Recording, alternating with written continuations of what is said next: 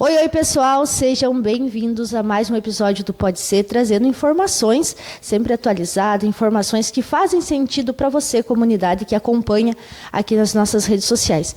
E hoje a gente veio aqui na Clínica Lísias para trazer informações, para apresentar profissionais e mostrar um pouquinho dessa clínica que está evoluindo diariamente e trazendo muita capacidade, muito profissionalismo. E a gente começa conversando, com a Lisiane, que é a proprietária aqui da clínica, para falar um pouquinho. Seja bem-vinda, Alice. Obrigado, Cris. Hoje é um dia muito feliz. Estamos aqui para compartilhar uma grande novidade aqui da clínica, onde vamos estar apresentando uma nova profissional que vai estar compondo a nossa equipe. E ela é uma profissional que vem abrilhantar essa equipe, porque ela vem trazer serviços diferentes para toda a nossa comunidade seberiense e serviços que nós ainda não tínhamos aqui na Clínica Lísias. Lise, antes da gente falar com essa profissional, que o pessoal já está acompanhando aqui, falar um pouquinho sobre a clínica, que comemorou seus 3 anos, primeiro ano, enfim, aqui em Seberi, mas como está evoluindo, como estão sempre trazendo profissionais para agregar ainda mais nessa área que cada vez o pessoal está procurando mais e precisando mais também, né? Então, o foco da clínica é uma equipe multiprofissional. Então, nós estamos formando esta equipe.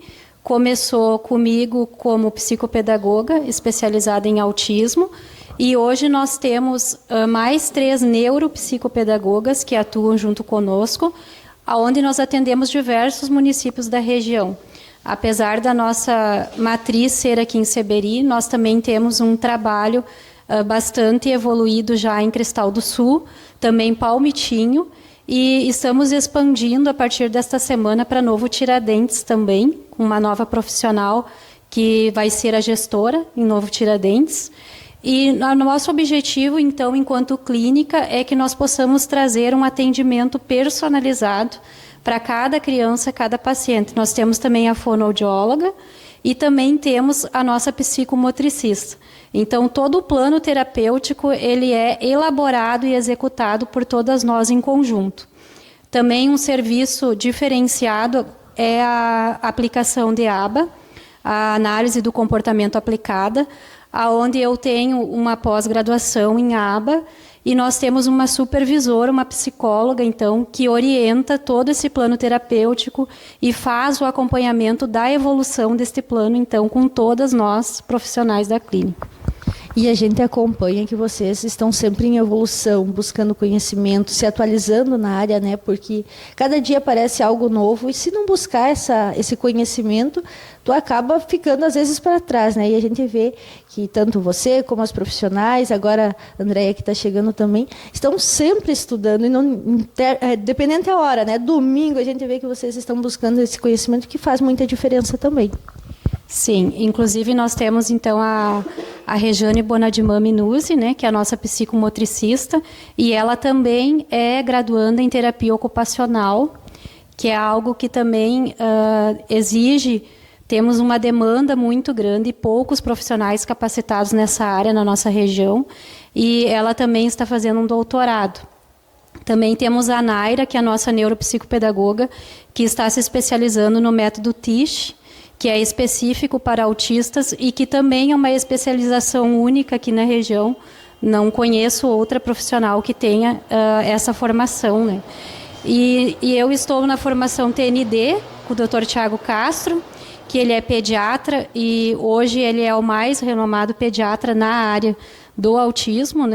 E nós estaremos com ele dia 21 agora, fazendo uma formação em Santa Rosa, toda a nossa equipe. Também faço 2 pós-graduações com ele, E tem mais uma novidade que eu não posso contar ainda, mas em breve o pessoal vai ter que acompanhar, É. Não tem, mas a gente percebe o quanto vocês se dedicam e o quanto isso faz diferença para as famílias, para as escolas, para quem trabalha junto com vocês, acompanhando esse trabalho, assim, porque a gente vê a necessidade hoje em dia, não só das crianças, mas também de adultos, No outro momento a gente falava que você atendia também o pessoal adulto. E aí chega mais uma profissional, mais conhecimento, mais informação para os teus clientes também, né, para o pessoal que vem até a clínica, que tem interesse, que é a Andréia. Então, seja bem-vinda, Andréia. Obrigada, Cris. Obrigada, Elisiane, pela oportunidade.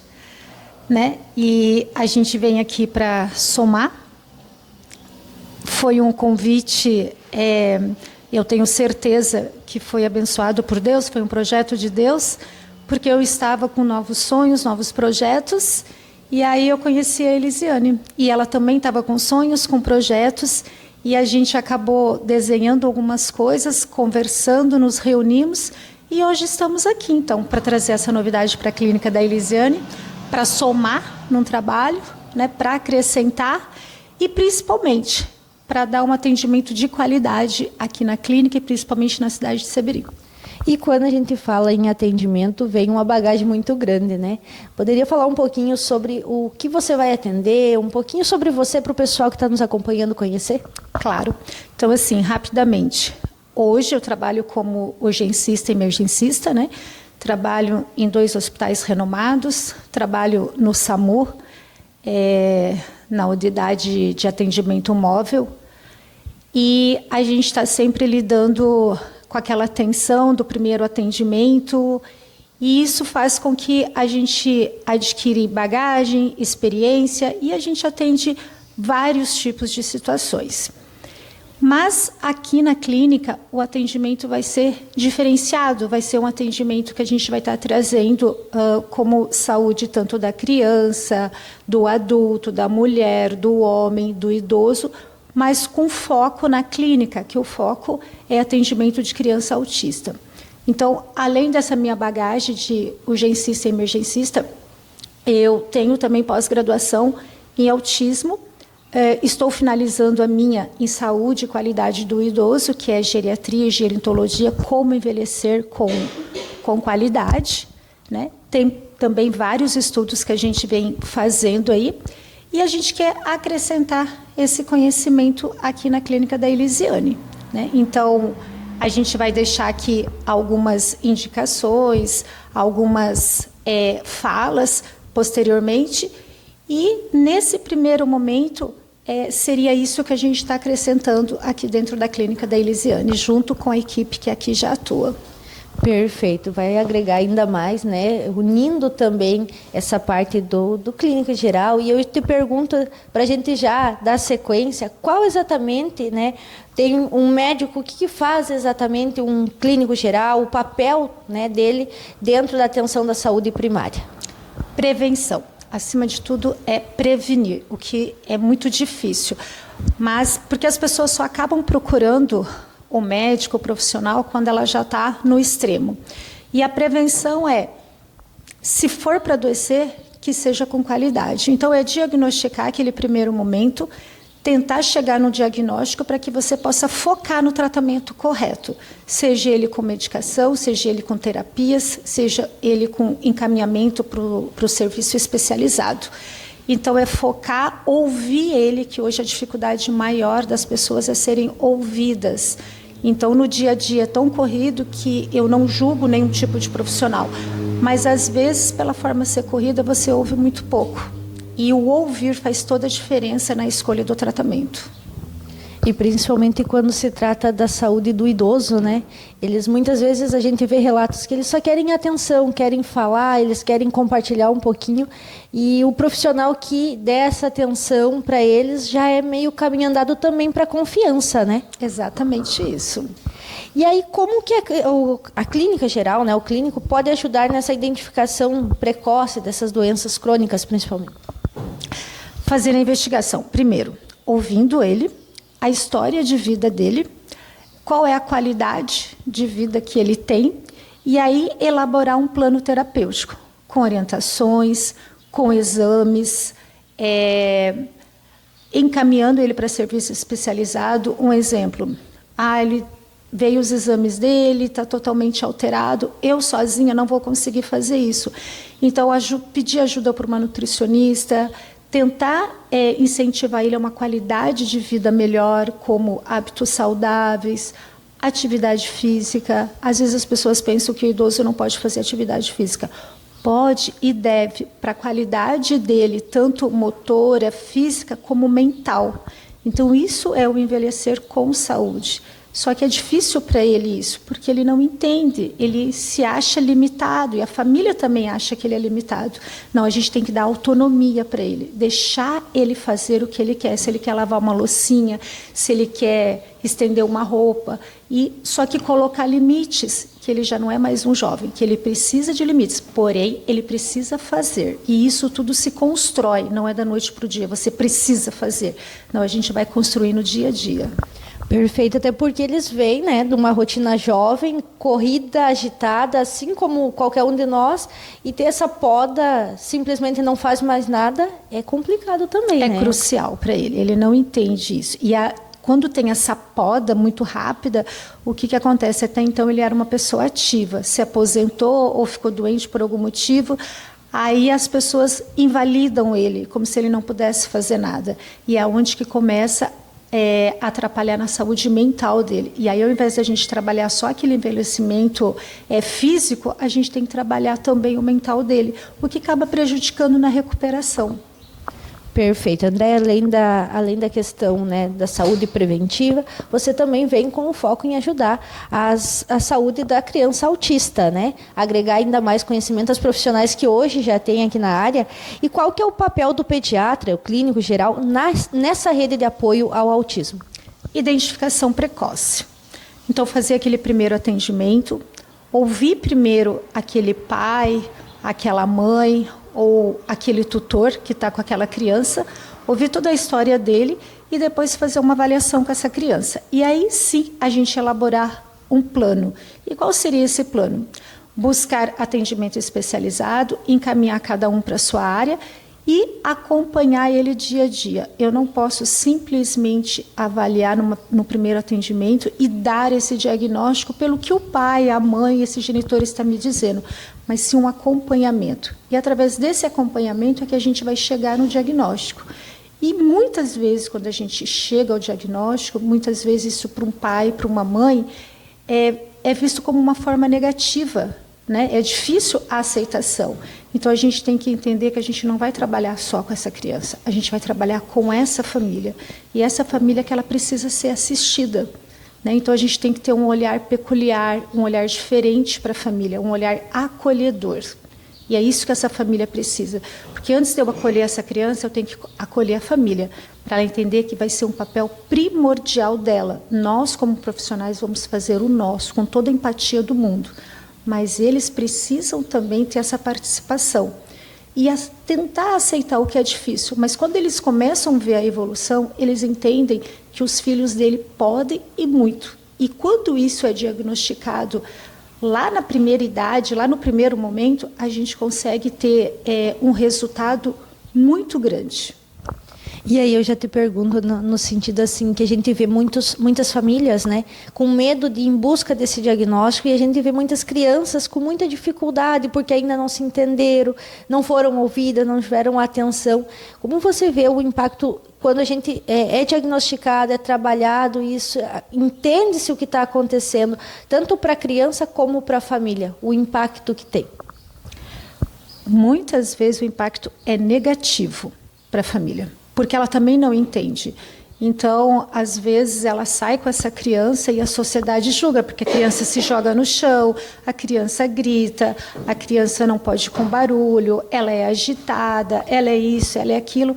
Então, muitas vezes é um misto de sentimentos para esses pais, que eles não entendem muito bem o que está acontecendo, e para a criança muito menos. Né? Então, é visto pela sociedade como uma birra. Né? E as pessoas costumam confundir muito assim, mas há 20 anos atrás a gente lidava de uma certa forma, isso aí era birra, né? A gente resolvia no laço, mas a gente tem que entender que muitos fatores ambientais, muitos fatores genéticos foram acontecendo e foram mudando, e as situações, os resultados disso foram chegando. Então a gente tem que trabalhar isso, não é mito, não é frescura, né? Não é birra, e a gente tem que mais uma vez eu digo, a gente tem que ter um olhar diferenciado para essa família, para que isso não tenha um impacto lá fora, para que ele também não sofra, porque muitas vezes esses pais, esses genitores, eles guardam essas crianças em casa porque eles acabam tendo vergonha de sair, não porque a criança recebeu esse diagnóstico, mas porque ele sabe que ele vai sair e as pessoas vão julgar, não vão entender o porquê desse comportamento.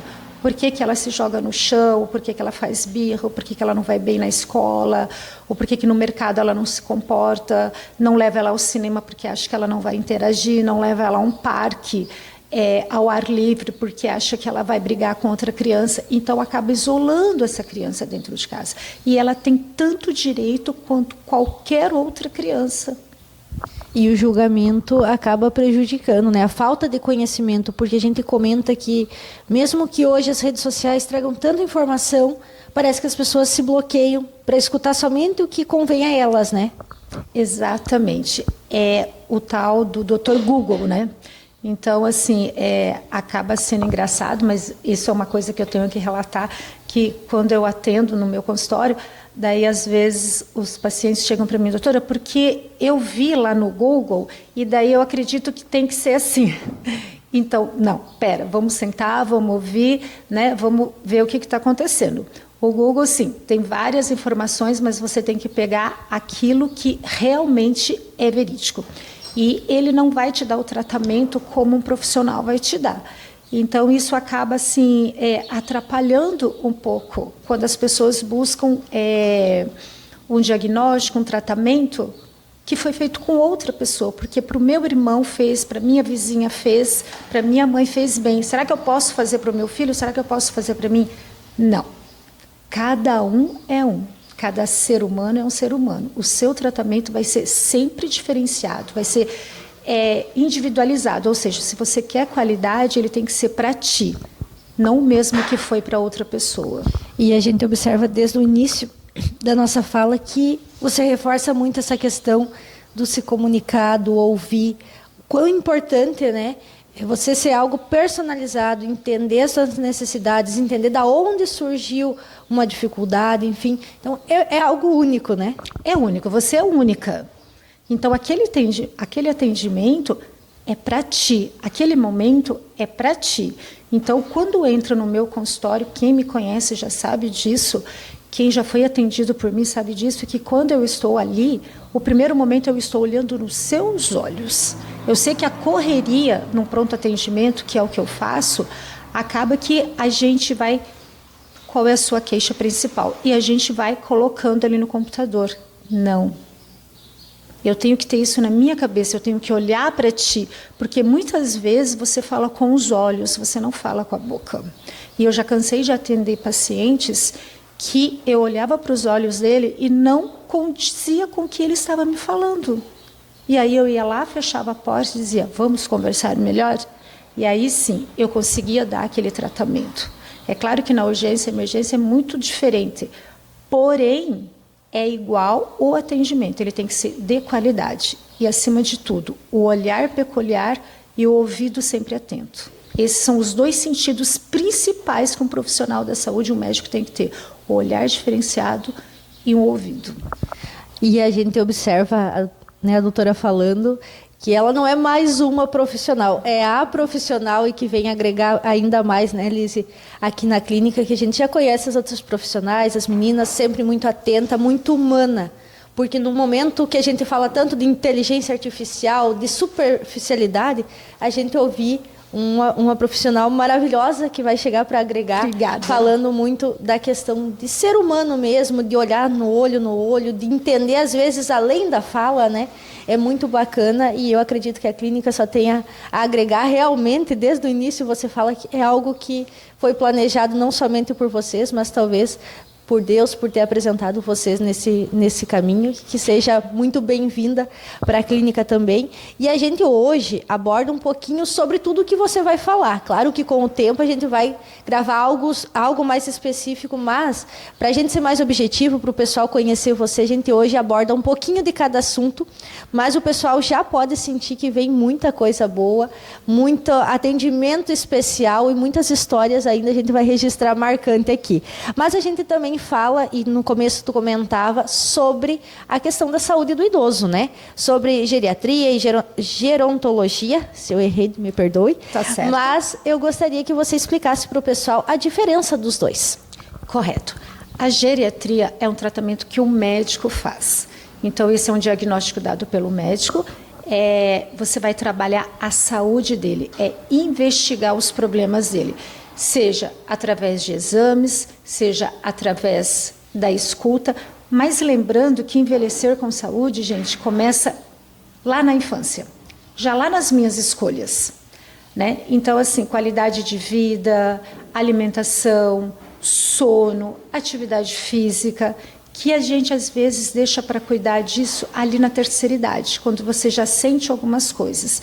Então, a geriatria, a princípio, é ensinar esse idoso o que ele não aprendeu lá na infância, lá na fase da adolescência, da juventude, na fase adulta. Por quê? Porque ele só trabalhou. Então, a gente vai trabalhar com esse público no sentido assim, hoje a gente tem 60, 70, 80 anos de pessoas que são totalmente ativas. Porém, a gente pega 60, 70, 80 anos que eles são totalmente ignorados, que eles são, digamos assim, guardados dentro da caixinha, porque invalidaram ele em algum momento. E a gente vai trabalhar isso. Então, a gente vai tentar mostrar para ele que ele tem qualidade de vida. E como?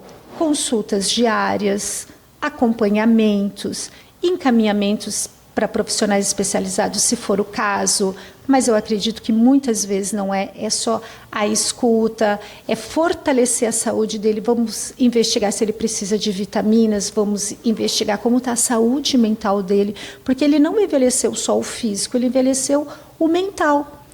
Já a gerontologia é um trabalho multidisciplinar, que é o que eu estava dizendo antes. Se eu acho necessário e viável encaminhar ele para outros profissionais, como quais? Nutricionista, psicólogo para cuidar da saúde mental dele, para um educador físico, para ele poder fazer uma atividade com mais segurança, para um pilates, para ele poder ter uma qualidade na vida física dele. E aí a gente vai poder fazer isso. Aí, você não me fez essa pergunta, Cris, mas eu vou te responder. Às vezes pode me perguntar assim, tá, doutora, mas aí, e se essa pessoa não tem condições de fazer tudo isso? Ela vai ter que pagar um profissional? Imagina quanto que ele vai gastar, vai ser um psicólogo, vai ser um nutricionista, vai ser um profissional de pilates, vai ser um educador físico? Não, a gente consegue elaborar um plano para ele. Eu tenho esse plano diferenciado para ele. De que forma? Ele não tem condições de ir a esses profissionais. Não que eu vou substituir esses profissionais, mas eu posso dar uma qualidade para ele que, se ele for bem assíduo com isso e a família colaborar bastante, ele consegue ter qualidade de vida com um único profissional. Mas a gente não pode atropelar os outros, porque cada profissional trabalha a sua área, né? Então, a gente não pode ignorar o serviço do outro, mas ele pode ter qualidade de vida. É só ele querer, né? Que o primeiro passo, eu sempre falo assim, os 51% é do paciente, os outros 49% é do profissional, é da família, é da medicação. O 51% é o primeiro passo, é você aceitar e você querer. Aí tudo bem, deixa com a gente que a gente dá conta. E se não aceitar, não tem, né? A gente vê não só na parte do idoso, mas seja nas famílias, seja numa criança, precisa partir o sim deles para o profissional poder dar sequência e ter um trabalho sensacional, né? Exatamente. O sim, falou sim para mim, deixa comigo. Deixa comigo que daí a gente resolve. Eu só preciso do seu sim. E quando ele não me dá o sim de primeira, eu tento insistir com ele, eu faço aquela busca que a gente chama lá na saúde primária de busca ativa. Então, a gente, assim, como que é essa busca ativa? É mandar a mensagem, é ligar, é falar que ele não teve aquele retorno que ele precisava ter. Então, é um trabalho de formiguinha. Porque até mesmo pode ser um bloqueio da pessoa, né? Por uma consequência do que aconteceu no passado, ou até por aquele medo de que eu não sou capaz, isso não é para mim, né? Exatamente. O bloqueio faz toda a diferença. Isso que você disse é bem importante. Isso não é para mim.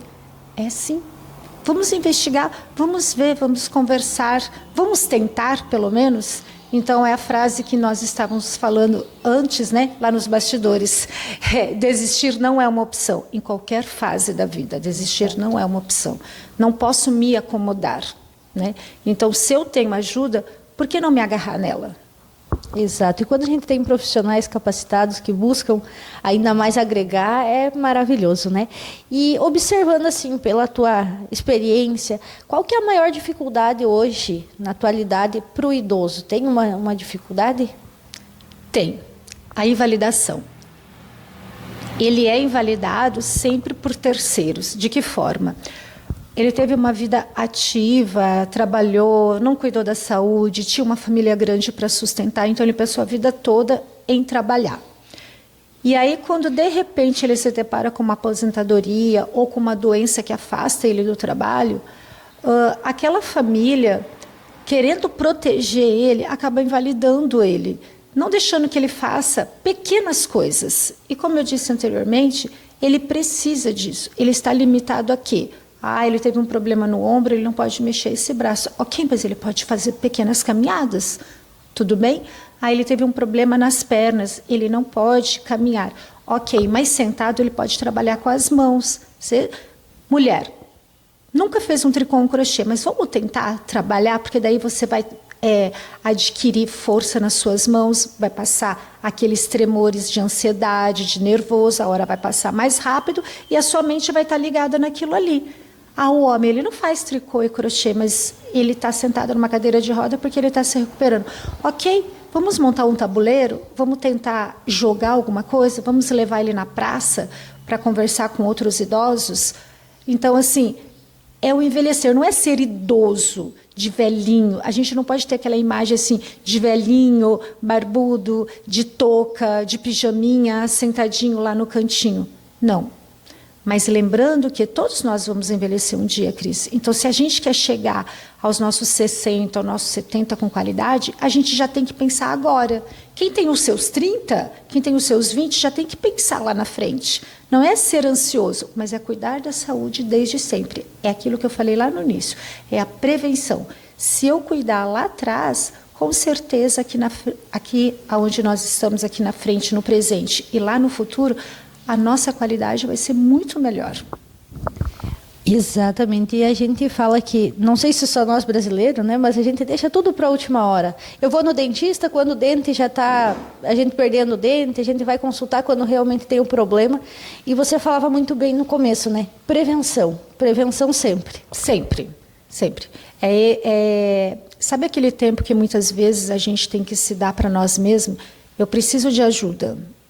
Né? Porque o corpo vai começar a pedir. E se você não obedece ao seu corpo, a sua mente adoece. E quando a mente adoece, aí nós temos dois problemas. Quais? Eu tenho que trabalhar primeiro a mente desse paciente, para depois trabalhar o físico dele, para depois trabalhar o corpo. Porque daí na cabeça dele, ele já entendeu que ele não está bem, ele já colocou esse diagnóstico nele, ele já formou isso que ele não está bem, que ele não consegue, e aí você faz um bloqueio, aí tudo que você vai fazer acaba que não dá muito certo. Aí é aquele negócio assim, tudo que eu vou fazer não dá certo, viu, está errado, eu fiz escolhas isso. Toda escolha tem uma consequência, eu sempre digo isso. Então, assim, o seu corpo dá sinais, obedeça os sinais do corpo. E a gente se conhecer é o primeiro passo, né? Porque às vezes o corpo está falando ali e você muitas vezes está se dopando de remédio sem parar e dizer, bom, mas se eu tenho essa dor, ela vem de algo. O que pode ser? Eu preciso procurar ajuda antes que isso vire um problema maior também, né? Você sabe que há 4 anos atrás, quando eu fiz a minha pós-graduação em saúde da família e comunidade, o tema que eu trabalhei, que foi o meu TCC, que é o trabalho de conclusão de curso, foi exatamente assim, o uso indiscriminado de psicotrópicos. Ou seja, na unidade onde eu atendia, principalmente idosos, usava muito psicotrópicos, muita medicação para dormir, para ansiedade, para depressão, e era só renovar a receita, como se só renovar a receita estava tudo certo. E aí até que um dia eu peguei aquela caixinha e falei, não, eu preciso conhecer todo mundo individual para saber, não é só renovar receita. Então, assim, no começo, toda mudança e sugestão gera um estresse. Eles achavam que ia ser muito difícil. Mas eu vou ter que vir aqui só para pegar receita? Não, não é só para pegar receita. É para eu te ouvir, para saber se você realmente precisa dessa medicação. Que tal a gente ir diminuindo aos poucos? A gente não vai tirar, mas que tal a gente ter uma alternativa para isso? E eu confesso para ti que foi um trabalho de formiguinha. E esse trabalho de conclusão de curso me ajudou a entender muito o porquê que eles buscam só pela medicação. Porque é um efeito imediato. Né? Então, ninguém quer fazer aquele sacrifício. Mas quando você mostra para ele os benefícios e que ele tem que ter uma pausa para ele no dia ou na semana que seja, todo mundo precisa de uma pausa. Aí eles entendem. É difícil? É. Para ele e para a gente como profissional. Mas eu digo, é um trabalho incansável, que a gente tem que fazer, repetir, falar e tentar conscientizar. Não é convencer, porque eu posso te convencer por 30 dias, certo? Agora, se eu te conscientizar, você vai levar isso para uma vida. E com certeza vai agradecer lá no final por esse trabalho de dedicação e, enfim, porque, que nem tu disse, o novo sempre assusta, sempre causa, às vezes, um bloqueio, mas se permitir também faz muita diferença, né? Isso mesmo. Pessoal, a gente poderia continuar falando muito, porque conhecimento, conteúdo tem, mas a gente vai voltar com mais assuntos, algo mais específico ainda, para trazer ainda mais conhecimento, mas a ideia mesmo era apresentar você, era deixar um pouquinho mais de curiosidade no pessoal, e eu tenho certeza que a clínica vai agregar ainda mais, né, com essa tua vinda, e deixar os microfones abertos para a tua consideração final. Bom, em primeiro lugar, eu quero agradecer a Deus pela plenitude. Foram ideias, foram projetos plantados no meu coração há muito tempo atrás. A Elisiane tocou num ponto aqui que ela está sempre se especializando, que ela está sempre buscando conhecimento. Ela está fazendo pós-graduação com o Tiago Castro. Nós vamos num encontro em Santa Rosa, segunda-feira, com o Tiago Castro. E nas nossas conversas eu disse para ela que eu já conhecia o Tiago, porque eu sou de Foz do Iguaçu, e eu conheci o Tiago lá em Foz do Iguaçu. E lá eu já acompanhava o trabalho dele, né, que é um nome muito renomado hoje em questão do autismo. Então eu agradeço porque era algo que já estava plantado no meu coração. Mas devido aos plantões, quando eu voltei para cá, eu dei prioridade para os plantões, mas eu nunca deixei aquela sementinha morrer aqui dentro.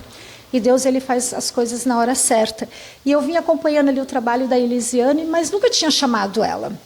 E aí nós temos uma manicure, acredito eu, a Dorizete, que eu quero agradecer, em comum, que tinha me falado dela e tinha falado de mim para ela. E aí até que a gente se conversou, e aí Deus plantou a sementinha no coração dela e no meu. E hoje a gente está aqui, então, para somar. Então eu quero agradecer, Elisiane, você pelo convite, pelas portas abertas, porque eu sei que é uma confiança que você está depositando em mim. Eu espero corresponder com isso, com o seu público, com os seus pacientes já, e principalmente com a população de Seberi, né? Então a gente só vem acrescentar. Então o meu agradecimento especial a você, as pessoas que você vem me apresentando, os profissionais que você vem me apresentando. Então tenha certeza que eu vou fazer o máximo, e aquele máximo com prazer, com amor, com dedicação. Uma coisa que eu sempre coloquei no meu coração, né? A empatia. E eu acredito que isso foi que nos aproximou, os nossos pensamentos. Um trabalho diferenciado. A gente não quer ser só mais um. Cris, você como paciente não vai ser só mais uma para nós. Você vai ser a Cris, você vai ser a paciente. O nosso olhar vai ser peculiar para ti. Então, a mensagem que eu quero deixar hoje é que eu agradeço muito as boas-vindas por essa porta estar aberta. Eu senti uma energia muito boa, eu senti que Deus habita aqui dentro e que esse é o nosso lugar.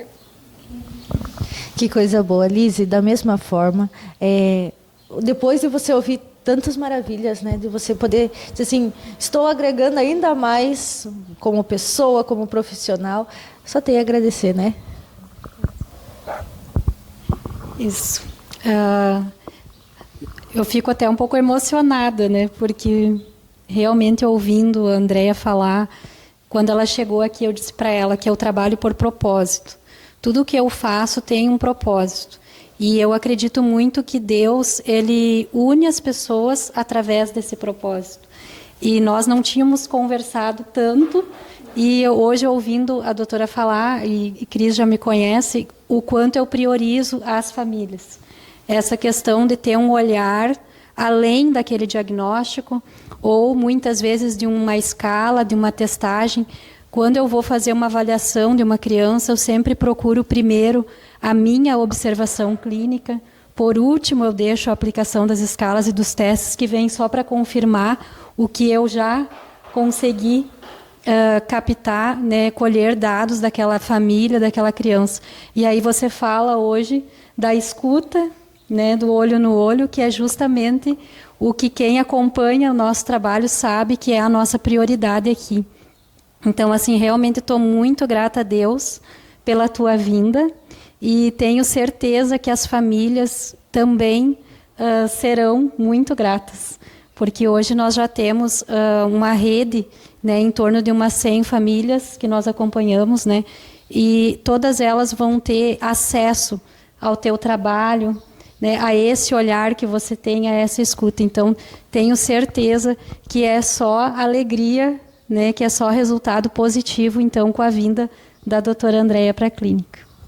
O pessoal que nos acompanha também pode observar que existe muita energia, existe muita força de vontade para abraçar quem chega por a porta, né, para trazer ainda mais conhecimento, para ajudar as famílias, porque sempre que se fala de um diagnóstico não é com o objetivo de assustar, mas é com o objetivo de auxiliar, ajudar para que se torne leve a caminhada, né?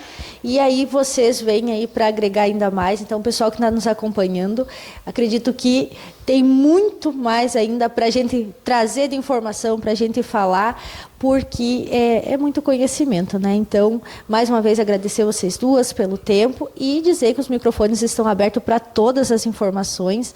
A gente vai trazer muita informação ainda. E você que está nos acompanhando, muito obrigado por acompanhar até aqui. Fiquem atentos às nossas redes sociais, porque a gente está sempre trazendo novidades. Até mais.